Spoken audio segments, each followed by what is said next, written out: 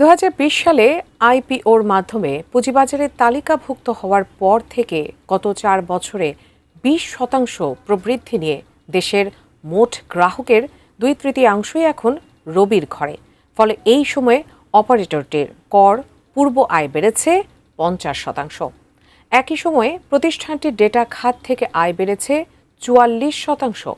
বর্তমানে রবির মোট গ্রাহকের মধ্যে ৭৯% মোবাইল ইন্টারনেট ব্যবহার করেন এবং তাদের ৯১%ই 4G প্রযুক্তিতে সংযুক্ত। এজন্য ১.৫% নেটওয়ার্ক সম্প্রসারণের ফলে বিনিয়োগ বেড়েছে ৩.৪% এবং বিনিয়োগকারী পর্যায়েও লভ্যাংশ বেড়েছে ১.৮%।